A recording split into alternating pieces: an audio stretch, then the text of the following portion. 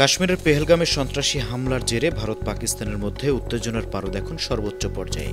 নির্বিচারে হত্যালীলার কারণে পাকিস্তানের বিরুদ্ধে নতুন করে ভারতের মনে ক্ষোভ বিদ্বেষের সঞ্চার হয়েছে। আর যখনই কোনো জঙ্গি বা সন্ত্রাসী হামলা হয়, তখনই পাকিস্তান ভারতের বিনোদন জগতে এর বড়সড় প্রভাব পড়ে।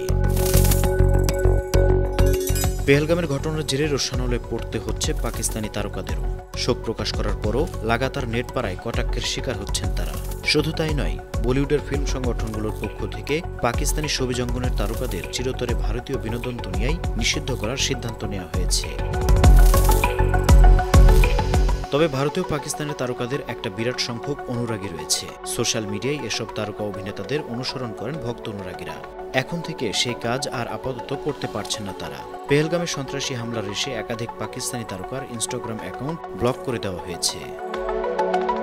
বলিউডে একসময় চুটিয়ে কাজ করেছেন রাহাত ফতে আলী খান, আতিফ আসলাম, ফাওয়াদ খান, মাহিরা খান, আলী জাফরদের মতো শিল্পীরা। 2016 সালে কাশ্মীরের উরিতে এবং 3 বছর পর একই রাজ্যের পুলওয়ামা জেলায় সন্ত্রাসী হামলার কারণে পাকিস্তানি তারকাদের ভারতে কাজ করার উপর নিষেধাজ্ঞা জারি করেছিল কেন্দ্রীয় সরকার। পরবর্তীকালে সেই নিয়ম কিছুটা শিথিল হয়েছিল। তবে পেহেলগামে জঙ্গি হামলার পর আরও কড়া পদক্ষেপ নিল নরেন্দ্র মোদী সরকার। এমন উত্তপ্ত আবহে এবার ভারতে হানিয়া আমির, মাহিরা খান, আলী জাফর, সজল আলীদের মতো একাধিক পাক তারকার সোশ্যাল মিডিয়া অ্যাকাউন্ট ব্লক করে দেওয়া হয়েছে। এ কারণে এসব তারকার কোনো পোস্টই ভারতীয়রা দেখতে পাবে না। ভারতীয় কোনো নেটিজেন এসব পাক তারকাদের ইনস্টাগ্রাম অ্যাকাউন্টে ঢুকতে গেলেই মেসেজ ভেসে উঠছে, এই অ্যাকাউন্টটির ভারতের কোনো অস্তিত্ব নেই, কারণ আমরা আইনি অনুরোধ মেনে এই কন্টেন্ট সীমাবদ্ধ করেছি। ভারতে নিষিদ্ধ হওয়া তারকা অ্যাকাউন্টগুলোর তালিকায় আরও রয়েছেন আয়েজা খান, সনম সঈদ, মায়া আলী, ইকরা আজিজ হোসেন। ভারতীয় দর্শকদের মধ্যে এই পাক তারকারা দারুণ জনপ্রিয়। লাখ লাখ ভারতীয় ফলোয়ার ছিল তাদের। তবে সাবা কুমার, ফওয়াদ খানের ইনস্টাগ্রাম অ্যাকাউন্টের উপর এখনও কোপ পড়েনি। ভারতের নেটিজেনদের কাছে তাদের অ্যাকাউন্ট এখনও দৃশ্যমান।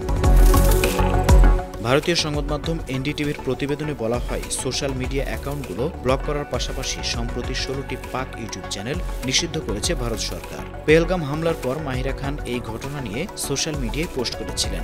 পরবর্তীকালে যখনই ভারতের পক্ষ থেকে সিন্ধু পানি চুক্তি বাতিল করা হয় এবং কূটনৈতিক সম্পর্কে ইতি টানা হয়, তারপর সেই পোস্ট মুছে ফেলেন। এদিকে পেহেলগামে ঘটনার পর দুই দেশের বিনোদন জগতে ভালোই প্রভাব পড়েছে। চলতি মাসে দুই দেশের মুক্তি পাওয়ার কথা ছিল পাকিস্তানি অভিনেতা ফাওয়াদ খান ও ভারতীয় মডেল অভিনেত্রী বানী কাপুর অভিনীত আবির গুলাল ছবিটি। কিন্তু বর্তমানে যে অবস্থা, তাতে আপাতত উভয় দেশে আটকে গিয়েছে এই ছবির মুক্তি। ব্যাপক ক্ষতির সম্মুখীন হচ্ছেন প্রযোজকরা।